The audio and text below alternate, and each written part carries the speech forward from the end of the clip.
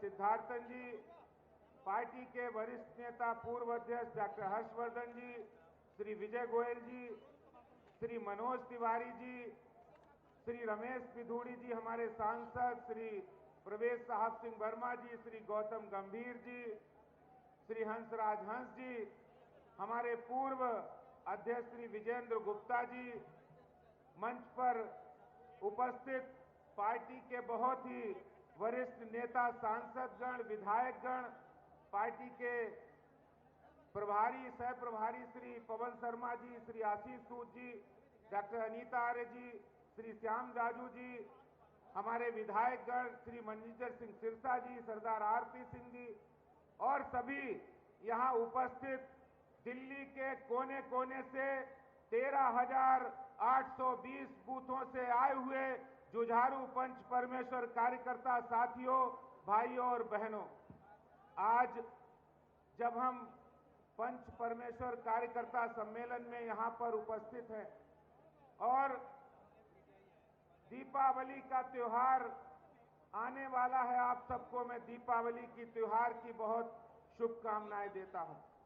आपको पता है माननीय राष्ट्रीय अध्यक्ष जी लगातार 40 दिन यानी सवा महीने भारतीय जनता पार्टी के झंडे को फहराने के लिए लगातार 40 दिन से पूरे देश के अंदर 9 राज्यों का प्रवास करने के बाद दिल्ली के कार्यकर्ताओं के साथ वो संवाद करने के लिए और विजय का शंखनाद करने के लिए, विजय का सिंहनाद करने के लिए हमारे बीच में उपस्थित है। आपको पता है दीपावली अधर्म पर धर्म की विजय का घोष है, झूठ पर सच्चाई की जीत का महापर्व है और वास्तव में आज ये जो शंखनाद हमारे माननीय राष्ट्रीय अध्यक्ष श्री जेपी नड्डा जी के माध्यम से जो हो रहा है वो सभी कार्यकर्ताओं के लिए एक विजय का संकल्प होगा, एक विजय का शंखनाद, एक विजय का सिंहनाद।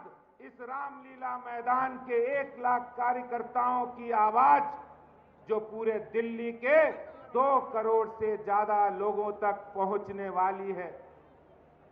ये उद्घोष के लिए तैयार होना है और इस दिल्ली के अंदर भारतीय जनता पार्टी की विजय संकल्प यात्रा को जारी रखना है, उसको आगे बढ़ाना है। इसलिए सभी कार्यकर्ता साथी खुद को मन, वचन और कर्म से पूरी तरह तैयार होकर आज ये विजय संकल्प में ये पंच परमेश्वर सम्मेलन में यहां आए हैं। आपको पता है भारतीय जनता पार्टी का सिद्धांत है हमारे लिए देश पहले है, देश सर्वप्रथम है और हमारे लिए सबका साथ, सबका विकास, सबका विश्वास और सबका प्रयास हमारे प्रधानमंत्री जी का जो मूल मंत्र है वो हमारे लिए प्रथम है। और इसलिए आज जो ये उद्घोष माननीय राष्ट्रीय अध्यक्ष जी के द्वारा होगा वो विजय शंखनाद के रूप में हम सबको परिवर्तित करना है, सबको परिवर्तित करना है। दिल्ली देश की राजधानी है और दिल्ली देश का दिल है और इस दिल में जो बसते हैं वो भारत के जो लोग हमारे दिल के अंदर हमारे प्रधानमंत्री जी बसते हैं, भारतीय जनता पार्टी के सर्वोच्च नेता के रूप में बसते हैं। आपको पता है ये पंच परमेश्वर सम्मेलन इस दिल्ली की झूठी, भ्रष्टाचारी और प्रपंची और प्रोपेगेंडा वाली सरकार के अंत की शुरुआत है। यहां से पंच परमेश्वर सम्मेलन के एक एक कार्यकर्ता का संकल्प होगा कि दिल्ली के अंदर जो सरकार जिसने शराब घोटाला किया, जिसने दिल्ली के युवाओं को, दिल्ली की महिलाओं के जीवन को अंधकार में डालने का काम किया है, हर गली मोहल्ले के अंदर शराब के ठेके को खोलकर शराब माफियाओं के लिए यह सरकार बनी है। उप मुख्यमंत्री मनीष सिसोदिया जो इस शराब के घोटाले के मुख्य आरोपी हैं, जो उसके सरगना है, वो कहते हैं कि हमें दिल्ली के अंदर शराब को इक्वल डिस्ट्रीब्यूशन करना है, शराब का बराबर जगह से डिस्ट्रीब्यूशन करना है। दिल्ली की सरकार को शराब के इक्वल डिस्ट्रीब्यूशन की चिंता है, दिल्ली के लोगों के लिए साफ पानी मिले इसकी चिंता नहीं है। दिल्ली के लोगों को बेहतर सीवर सिस्टम मिले इसकी चिंता नहीं है, दिल्ली के लोगों को बेहतर इंफ्रास्ट्रक्चर मिले इसकी चिंता नहीं है। यह दिल्ली की सरकार की असलियत लोगों के सामने आ गई है कि हर काम वो इसलिए बनाते हैं, कहते हैं दिल्ली सरकार स्कीम इसलिए बनाती है क्यों स्कैम किया जाए। स्कैम के लिए, स्कीम टू स्कैम दिल्ली सरकार का दूसरा नाम है। अरविंद केजरीवाल की सरकार और भ्रष्टाचार एक दूसरे के पूरक हो गए हैं। जल बोर्ड हो, बिजली हो, ड्यूसिब हो, पीडब्ल्यूडी हो, यहां तक कि जो हमारे बच्चे, जो हमारे देश का भविष्य है, जो इस देश के दिल्ली का भविष्य है, जो दिल्ली का नाम पूरे विश्व पटल पर कर सकते थे युवा, उनके भविष्य के साथ खिलवाड़ करने का काम भी इस अरविंद केजरीवाल सरकार ने किया। आपको बताना चाहता हूं भाइयों और बहनों, साथियों, दिल्ली में अरविंद केजरीवाल ने क्या किया है। दिल्ली में अरविंद केजरीवाल ने एक स्कीम लाए, बोले युवाओं को, छात्रों को हम उच्च शिक्षा प्रदान करेंगे, उसके लिए सहायता प्रदान करेंगे। और इस स्कीम में उन्होंने जो आवेदन मंगवाए, 1300 छात्रों ने आवेदन किए और ये कहा हम लाखों रुपए की सहायता देंगे ताकि बच्चे पढ़ सके, युवा पढ़ सके। लेकिन आपको सुनकर यह हैरानी भी होगी और अरविंद केजरीवाल के ऊपर शर्म भी आएगी, दिल्ली के मुख्यमंत्री जी, कि उस योजना में एक भी छात्र को कोई लाभ नहीं मिला। लेकिन उसी योजना में विज्ञापन पर 19.5 करोड़ रुपया खर्च किया है, जिस 19.5 करोड़ से उन छात्रों को, उन युवाओं का जीवन सुधर सकता था, उनका परिवार बढ़ सकता था और इसके साथ ही साथ दिल्ली के भविष्य के अंदर दिल्ली को एक गौरव प्रदान हो सकता था। लेकिन वो नहीं हुआ, क्योंकि दिल्ली में अरविंद केजरीवाल को सिर्फ अपना चेहरा चमकाना है, सिर्फ अपना चेहरा चमकाना है। अरविंद केजरीवाल मोहल्ला क्लिनिक में अपना फोटो लगाते हैं, बसों पर अपना फोटो लगाते हैं और विज्ञापन पर हजारों करोड़ रुपए खर्च करते हैं। यानी काम में जीरो और विज्ञापन में हीरो। अपने फोटो चमकाने के लिए अरविंद केजरीवाल कोई मौका नहीं चूकते हैं। लेकिन जब दिल्ली में काम की बात आती है, जब दिल्ली में बारिश हो जाती है तो सारे रास्ते जाम हो जाते हैं, बाढ़ आ जाती है, लोगों को निकलने पर, घर से निकलने के लिए सोचना पड़ता है। इतना मुश्किल ये दिल्ली में अरविंद केजरीवाल की बेईमानी के शासन, भ्रष्टाचार के शासन में हुई है। मैं पंच परमेश्वर सम्मेलन के माध्यम से भाइयों बहनों, कार्यकर्ता साथियों, भारतीय जनता पार्टी की जो सबसे बड़ी ताकत है, जो सबसे बड़ी ऊर्जा है, वो है हमारा संगठन और हमारे कार्यकर्ता। और जब ये कार्यकर्ता और जब हमारा संगठन ये तय कर लेता है, ये संकल्प ले लेता है कि हमें विजय संकल्प लेना है, और माननीय राष्ट्रीय अध्यक्ष जी का जब यहां से विजय का उद्घोष होगा तो यहां से विजय संकल्प यात्रा प्रारंभ होने वाली है।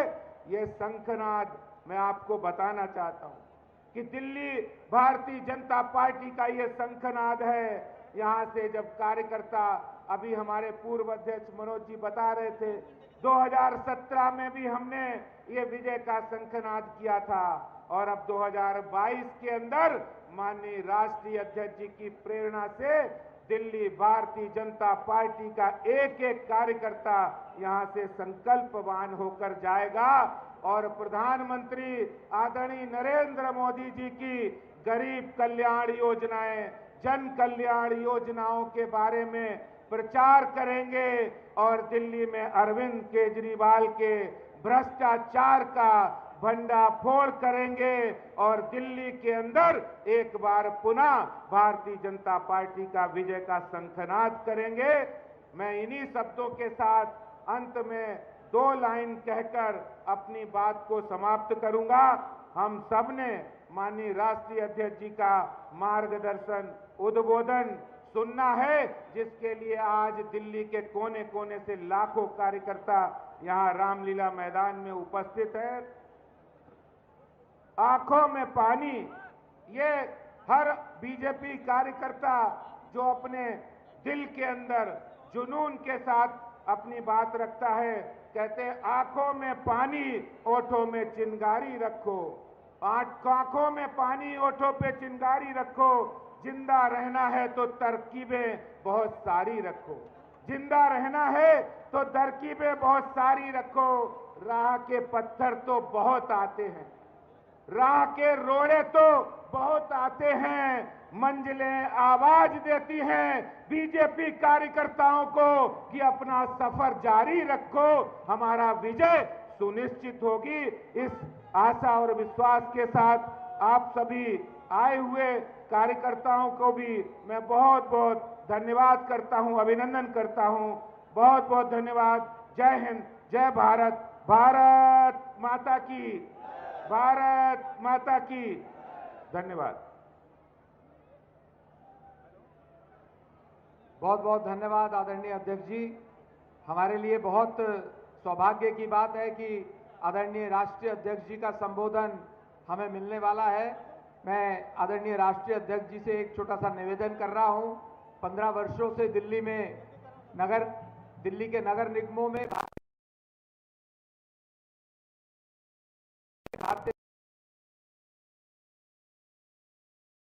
अच्छे कार्यों को उल्लेखित किया है, उसका विमोचन हम सब कार्यकर्ताओं के लिए करें।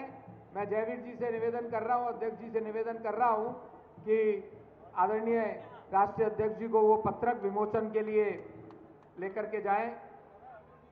जोरदार तालियों से आदरणीय अध्यक्ष जी का अभिनंदन स्वागत करेंगे। नड्डा जी को जय श्री राम, नड्डा जी को जय श्री राम, नड्डा जी को जय श्री राम।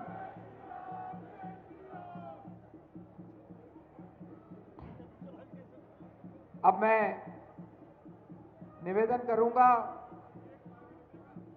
हमारी पार्टी के राष्ट्रीय अध्यक्ष, जो कि बहुत सहज सरल, बिल्कुल कार्यकर्ता की तरह ही पार्टी के काम में हर समय लगे रहते हैं, और ऐसे दिल्ली के हजारों कार्यकर्ता हैं जिनके साथ इन्होंने विद्यार्थी परिषद के समय में और उससे बाद भी अन्य बहुत से विषयों पर कार्यकर्ताओं को मार्गदर्शन दिया है।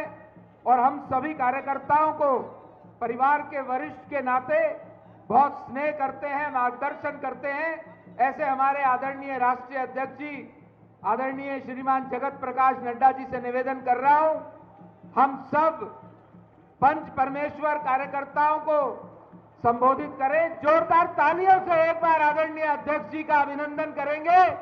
स्वागत है भाई, स्वागत है आदरणीय राष्ट्रीय अध्यक्ष जी। जरा सब लोग जोर से बोले, भारत माता की। पीछे से आवाज नहीं आई, सब लोग बोले भारत माता की, भारत माता की, भारत माता की। आज के इस पंच परमेश्वर के सम्मेलन में उपस्थित मंच पर हमारे बहुत ही जुझारू और कर्मशील अध्यक्ष श्री आदेश गुप्ता जी, हमारे प्रभारी राष्ट्रीय उपाध्यक्ष श्री बैजयंत पांडा जी, बहन अलका गुर्जर जी, हमारे संगठन मंत्री सिद्धार्थन जी, हमारे विपक्ष के नेता रामवीर विदुरी जी, हमारे सांसद और पूर्व मंत्री डॉक्टर हर्षवर्धन जी, हमारे वरिष्ठ साथी विजय गोयल जी, मनोज तिवारी जी, सतीश उपाध्याय जी, विजेंद्र गुप्ता जी, हमारे सांसद रमेश बिदूरी जी, प्रवेश साहेब सिंह जी, गौतम गंभीर जी, हंसराज हंस जी, भाई श्याम जाजू जी, सम्मानित मंच और यहां इतनी बड़ी संख्या में आए हुए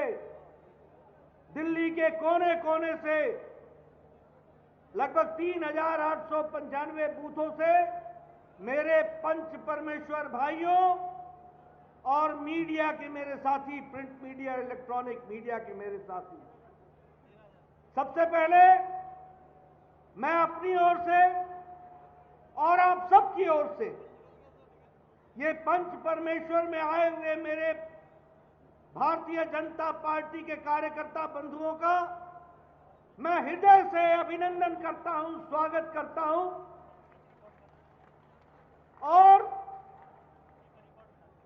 जिस तरीके से उन्होंने इस कार्यक्रम की शोभा बढ़ाते हुए एक संकल्प लेने के लिए यहां एकत्र आए हैं, मैं आपका अभिनंदन भी करता हूं, अभिवादन भी करता हूं और साथ ही साथ आगे आप नई मंजिलें और नई राहों को आप पूरी ताकत से हासिल करेंगे, इस बात का आह्वान भी करता हूं।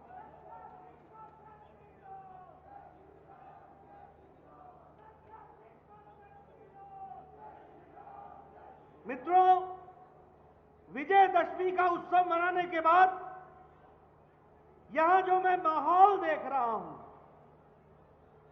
जिस तरीके का मैं यहां पर उत्साह देख रहा हूं, जिस तरीके से हमारे कार्यकर्ता आज भारतीय जनता पार्टी की टोपी लगाकर एक संकल्प लेकर के यहां आए हैं, मुझे ये उत्सव का माहौल दिख रहा है और आप अगली विजय की तैयारी कर रहे हैं, इसके लिए मुझे पूरा का पूरा संतोष है।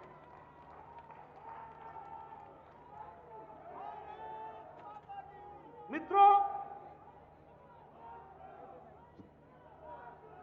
जब मैं विजय की तैयारी की बात आपको आह्वान करता हूं और एक उत्सव के माहौल की बात करता हूं, तो एक बात मैं मीडिया के माध्यम से दिल्ली के लोगों को भी बताना चाहता हूं और देश को भी बताना चाहता हूं कि जो पार्टियां इतनी बड़ी संख्या में जनसभा नहीं कर पाती हैं, उतनी तो हमारे यहां कार्यकर्ताओं का सम्मेलन हो जाता है।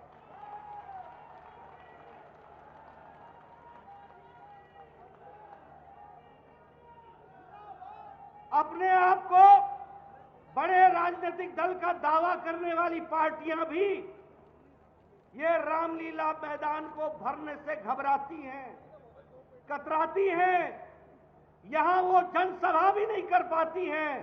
वहां भारतीय जनता पार्टी का कार्यकर्ता सम्मेलन इस मैदान में होता है, पता ही नहीं लगता कि ये सभा है कि सम्मेलन है।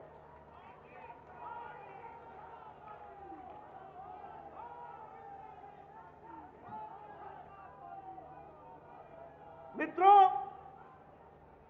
ये हम लोग बड़े भाग्यशाली हैं कि हम भारतीय जनता पार्टी के कार्यकर्ता हैं। हमारे को दुनिया में स्थापित, देश में सब लोग जिनका लोहा मानते हैं, ऐसे हमारे यशस्वी प्रधानमंत्री आदरणीय श्री नरेंद्र मोदी जी भारतीय जनता पार्टी के शीर्षस्थ नेता हैं। यह हम सौभाग्यशाली हैं। हम सौभाग्यशाली हैं कि हम सब दुनिया की सबसे बड़ी पार्टी बनकर के आए।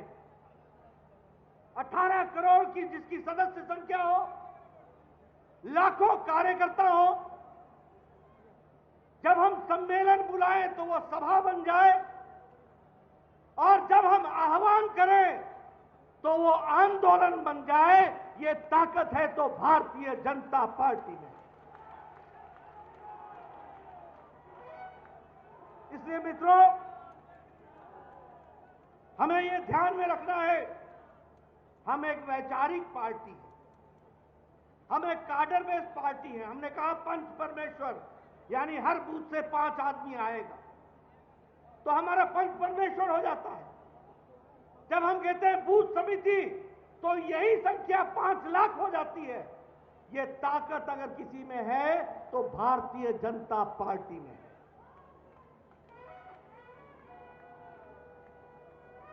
हम विचारशील पार्टी हैं। हमारी उत्पत्ति भारतीय जनसंघ के रूप में 1950 के दशक में हुई। सारी पार्टियों के आचार बदल गए, विचार बदल गए, सारी पार्टियों का तौर तरीका बदल गया, सारी पार्टियों का सोच का तरीका बदल गया।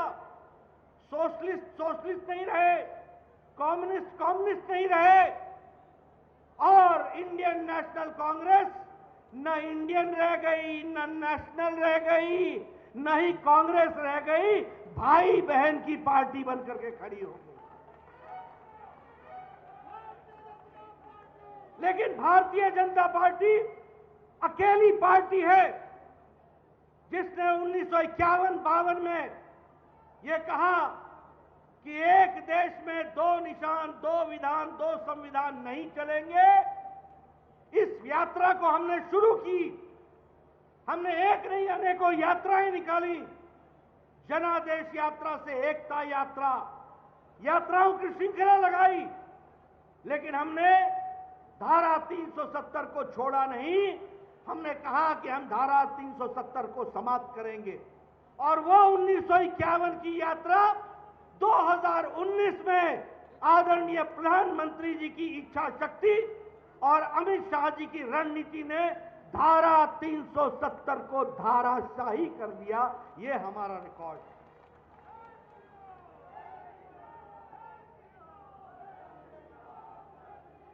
जो कहा था वो किया। जिस बात के लिए श्यामा प्रसाद मुखर्जी ने 1953 में बलिदान दिया, उसको याद रखते हुए 2019 में एक देश में एक विधान, एक प्रधान, एक संविधान करके दिखाया। इस बात को भी हमको ध्यान रखना चाहिए। हमने 1951-52 में कहा था, 1952-53 में कहा था कि हम एकात्म मानववाद को लेकर के आगे चलेंगे। जब हमारी सरकारें प्रदेश में आई तो हमने अंत्योदय लिया। अंत व्यक्ति का, अंतिम व्यक्ति का जो पायदान पर खड़ा है उसकी चिंता हम करेंगे। हमने सोशलिज्म का नारा नहीं दिया, हमने कम्युनिज्म का नारा नहीं दिया, लेकिन गरीब के लिए समर्पित होकर के खड़े होने का संकल्प लिया। और आज मुझे खुशी होती है कि आदरणीय प्रधानमंत्री नरेंद्र मोदी जी ने सबका साथ, सबका विकास, सबका विश्वास और सबका प्रयास, इसको सच्चा करके दिखाया है और उसको पूरा किया है। ये भी हमको ध्यान में रखना है। इसलिए मित्रों, ये हमारी अकेली पार्टी है जो दुनिया की सबसे बड़ी पार्टी है। हमारी अकेली पार्टी है जो वैचारिक पार्टी है। हमारी अकेली पार्टी है जिसके पास आप जैसे लाखों कार्यकर्ता हैं, और ये अकेली पार्टी है जिसका जनता में जनाधार है। और जब मैं जनता के जनाधार की बात करता हूं तो मैं खुशी से आपको बताता हूं, आप सब लोग बड़े भाग्यशाली हो कि हमारी पार्टी में आज लोकसभा में 302 एमपी हैं, राज्यसभा में 92 एमपी हैं, हमारी 1395 विधायक हैं, 18 राज्यों में, 12 राज्यों में विशुद्ध भारतीय जनता पार्टी की सरकार है और एनडीए की सरकार 18 राज्यों में है, और लगभग 117 के आसपास हमारे मेयर हैं। हजारों के हिसाब से हमारे बीडीसी के ब्लॉक के और जिला परिषद के चुने हुए अध्यक्ष हैं और लाखों के हिसाब से हमारे वार्ड मेंबर हैं। ये भारतीय जनता पार्टी 18 करोड़ की पार्टी है, इसको हमको समझना चाहिए। हम सबसे बड़ी पार्टी है। अभी चुनाव हुए 2019 के बाद बिहार का चुनाव हुआ, भारतीय जनता पार्टी ने जीत हासिल की। असम का चुनाव हुआ, हमने असम में पहली बार दोबारा सरकार बना ली और फिर से भारतीय जनता पार्टी का कमल का निशान किया।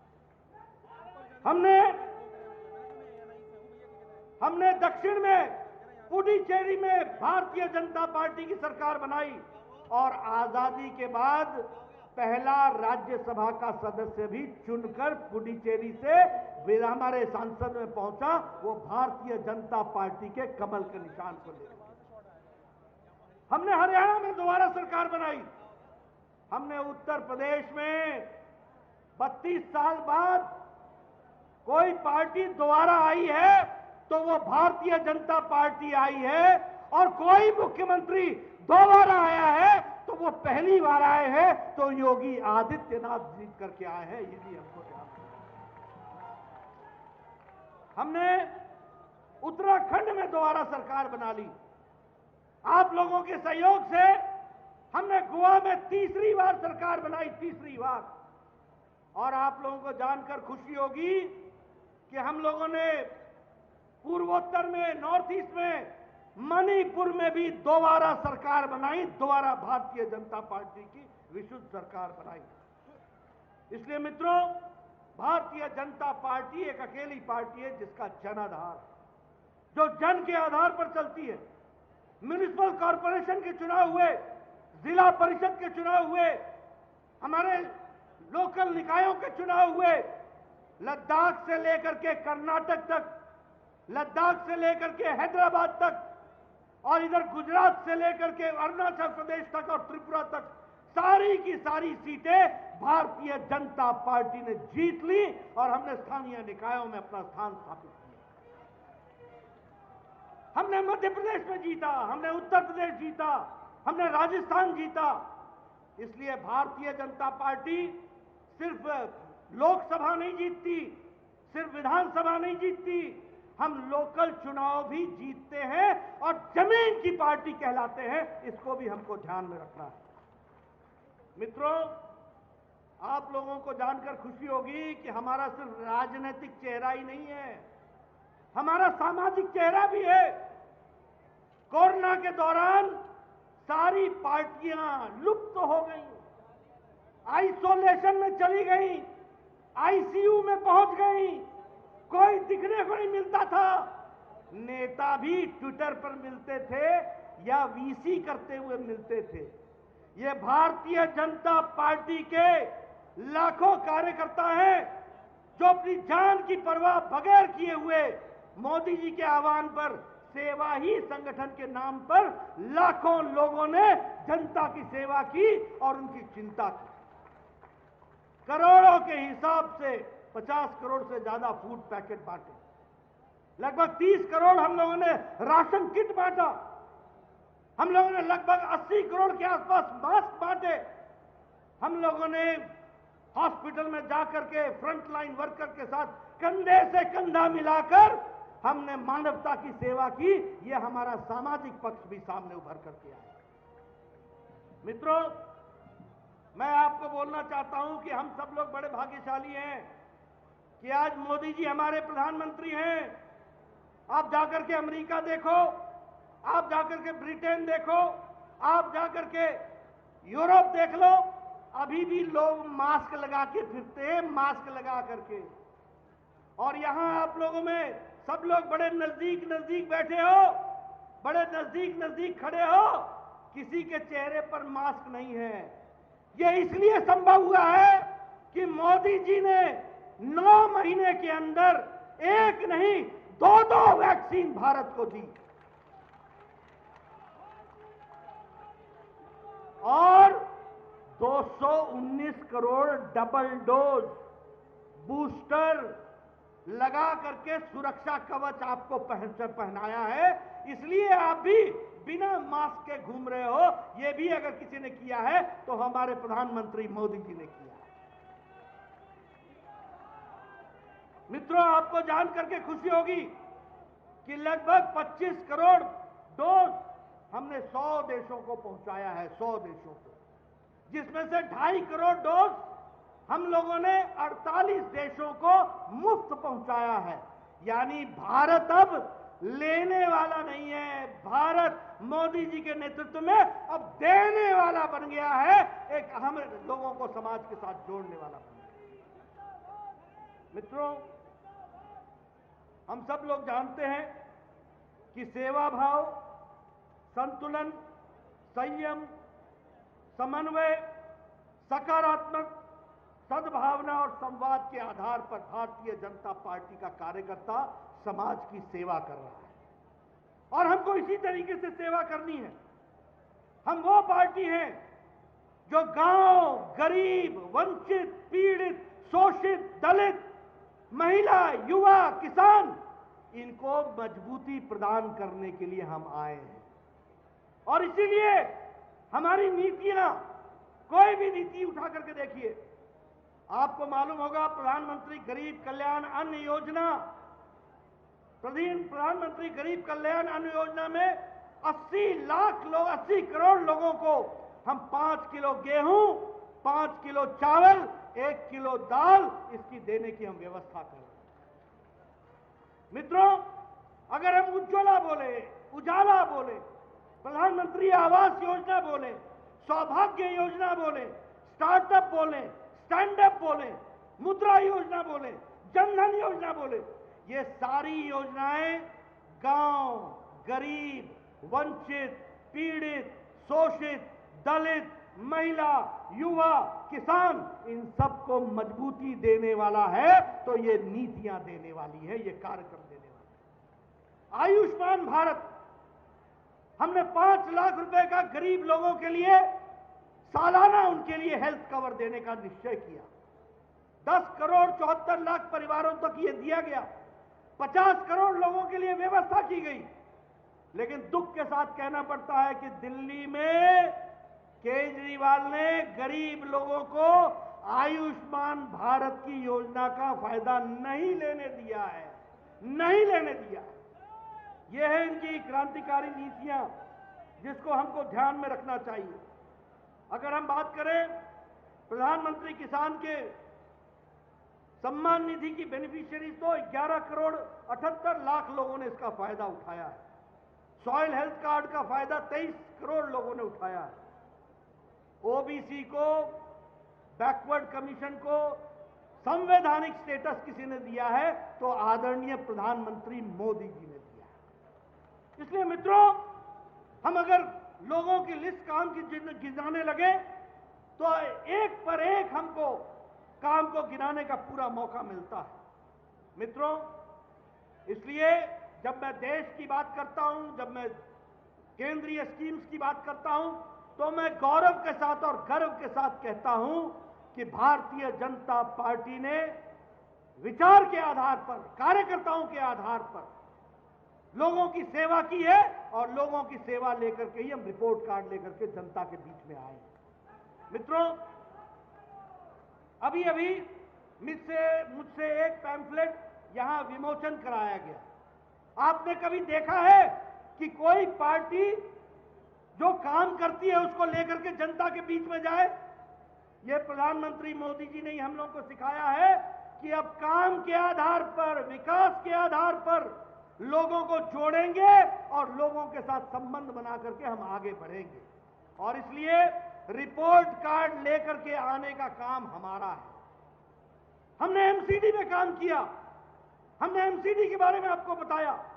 पूरी की पूरी वेस्ट मैनेजमेंट से लेकर के हर तरीके के अपग्रेडेशन करने का काम हम लोगों ने एमसीडी में किया है।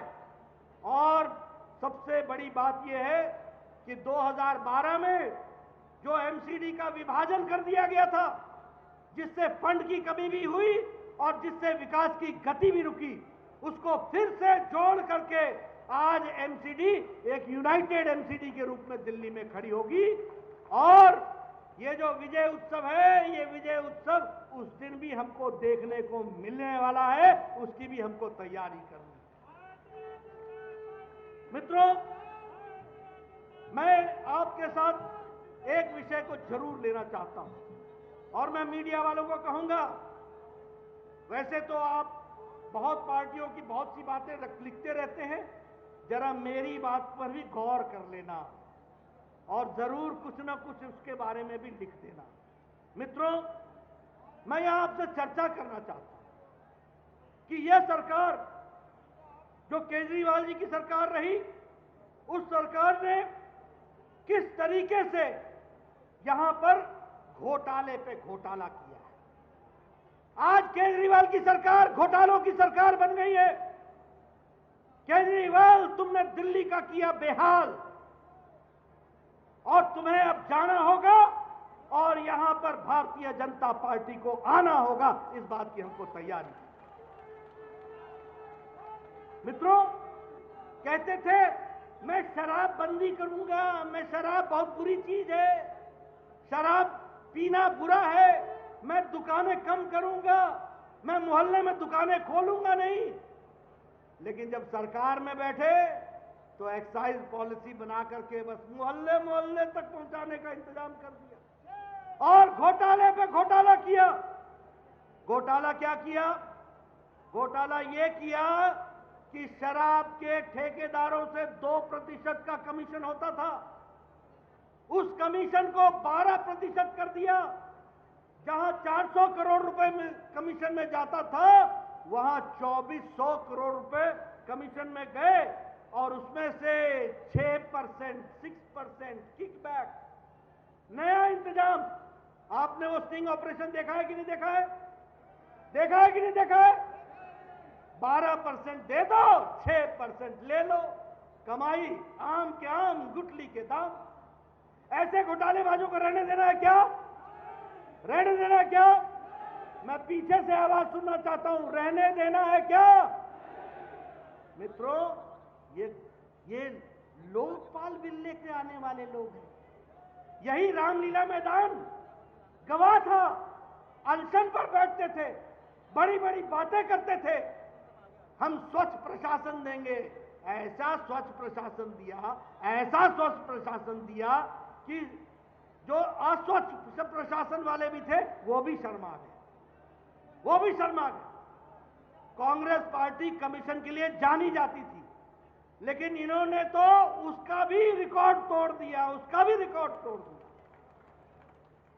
मित्रों, अगर मैं बात करूं शिक्षा की, अब ये बोलते हैं दिल्ली मॉडल, दिल्ली मॉडल, शिक्षा का मॉडल दुनिया में गाते हैं, सीएजी को जवाब नहीं देते हैं। इन्होंने 2526 कमरे बनाने थे और साथ में 160 टॉयलेट बनाना था स्कूलों के लिए। 860 करोड़ रुपए का टेंडर निकाला गया। सेंट्रल विजिलेंस कमेटी ने इनके कमरों को 5 लाख रुपए की कीमत आंकी और इन्होंने भुगतान 33 लाख रुपए का दिया, 33 लाख रुपए। और वो भी सेमी परमानेंट कमरे बनाए, कोई पक्का छत नहीं बनाया। और ये मैं नहीं कह रहा हूं, ये जेपी नड्डा का आरोप नहीं है, ये भारतीय जनता पार्टी का आरोप नहीं है, ये सेंट्रल विजिलेंस कमीशन का ये ऑब्जर्वेशन है, इसको हमको समझना होगा। ये वो कह रहे हैं। उसी तरीके से आज 745 स्कूलों में प्रिंसिपल नहीं है, 70% स्कूल में साइंस और कॉमर्स नहीं है। ये कहते हैं हम गरीब बच्चों को डॉक्टर बनाएंगे, गरीब बच्चों को डॉक्टर बनाएंगे। केजरीवाल जी, झूठ बोलना, लोगों को बरगलाना, गलत बातों को रख करके समाज में एक तरीके से गलत आंकड़े पेश करना, ये आपकी फितरत बन गई है। आज 70% स्कूल ऐसे हैं जहां साइंस नहीं पढ़ाई जाती, जहां कॉमर्स नहीं पढ़ाया जाता, और आप डॉक्टर बनाओगे। कहां से डॉक्टर बनाओगे हमें समझ में नहीं आता। उसी तरीके से आप बसों की बात लीजिए। जिस दिन आप मुख्यमंत्री बने थे उस दिन ट्रांसपोर्ट में 6,600 बसें थी और उस समय की समिति ने कहा था कि दिल्ली में 15,000 बसें होनी चाहिए और आपने वायदा किया था कि 11,000 बसें हम चलाएंगे। मैं आपको बताना चाहता हूं कि आज दिल्ली में 3,680 बसें रह गई हैं। यह है आपका काम, यह है आपके कारनामे। और आप बसों के लिए टेंडर निकालते हो और टेंडर में आप 835 करोड़ रुपए की बसों का आप टेंडर को ओके करते हो और 850 के बस के टेंडर के कॉस्ट के साथ 850 करोड़ के बसों की कीमत के साथ आप 3,500 करोड़ का मेंटेनेंस का कॉस्ट का भी आप टेंडर निकालते हो। यह अलग बात है कि जब बीजेपी ने, जब रामवीर बिदुरी जी ने, जब आदेश गुप्ता ने, जब हमारे सांसदों ने, हमारे रमेश बिदुरी ने, हमारे हंसराज हंस ने, हमारे हर्षवर्धन ने, हमारे मनोज तिवारी जी ने जब ये आवाज उठाई तो आपने ये टेंडर को रोक दिया। लेकिन केजरीवाल जी आपकी नीयत छलक करके सामने आ गई, ये भी हमको ध्यान में रखना। मित्रों, भ्रष्टाचार पे भ्रष्टाचार, इलेक्ट्रिसिटी स्कैम में आपने कंपनियों को लेट सरचार्ज के लिए 18% गरीब लोगों से लिया, 18%, और आपने 12% पे इंतजाम कर लिया, 6% का अपना कमीशन उसमें तय कर लिया। ये क्या तरीका है? बोलो, ऐसे घोटाले की सरकार रहने देनी है क्या? रहने देनी है क्या? मैं पीछे से पूछना चाहता हूं, रहने देनी है क्या? मित्रों, ऐसी सरकार को लॉक, स्टॉक एंड बैरल छुट्टी करने की आवश्यकता है। इनको घर बैठाने की आवश्यकता है। आज 3 एमएलए और मिनिस्टर आज जेल में हैं, 3। और एक बात ध्यान रखना, कोई भी जेल में एजेंसी के कारण नहीं है, जेल में कोर्ट के कारण है, कानून के कारण है। और कानून उनको राहत भी देने के लिए बैठा है, जाइए राहत लीजिए, लेकिन राहत नहीं ले पाते। 5 एमएलए जेल जाके आए हैं और अब बेल पर हैं। ये आपका रिकॉर्ड है, 5 एमएलए जेल। ये हम तो स्वच्छ प्रशासन देंगे, हमारे एमएलए तो ऐसे होंगे, ऐसे होंगे, ऐसे होंगे जो एकदम स्वच्छ होंगे। जेल और बेल के बीच में घूमने वाले एमएलए वो आज आम आदमी पार्टी के एमएलए हैं, ये हमको ध्यान में रखना। मित्रों, मैं बहुत लंबी कहानी आपके सामने रख सकता हूं लेकिन आपसे जरूर एक बात कहना चाहता हूं कि अब जल बोर्ड की निगम की बात ले लो। 535 करोड़ के लाभ हमें था, आज सैकड़ों करोड़ के घाटे में है। और वहां भी ऑडिट रिपोर्ट के लिए 58,000 करोड़ रुपए का ऑडिट नहीं हुआ है। और सीएजी ने 17 चिट्ठियां लिखी हैं, 17 चिट्ठियां लिखी हैं कि आप 58,000 करोड़ रुपए का जल विद्युत निगम में ऑडिट कराओ। वह ऑडिट नहीं हो रहा है। यह है आपका ट्रैक रिकॉर्ड। मित्रों, ऐसी भ्रष्टाचारी सरकार को हमें छुट्टी देनी है और आने वाले समय में बताइए, हम उत्सव मनाएंगे ना? हम आगे विजय होंगे, पूरी ताकत से लगेंगे।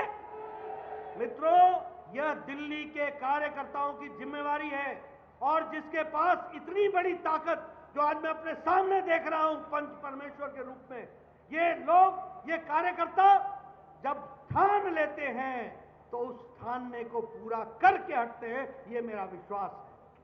इसलिए मित्रों, मैं ये आपसे निवेदन करने आया हूं, पंच परमेश्वर को मैं आह्वान करने आया हूं कि ऐसी भ्रष्ट सरकार को दिल्ली में रहने नहीं देना है। आने वाले एमसीडी के चुनाव में इनको शिकस्त देंगे और उसके बाद आने वाले विधानसभा चुनाव में भी इनको शिकस्त दे करके या भारतीय जनता पार्टी को स्थापित करेंगे।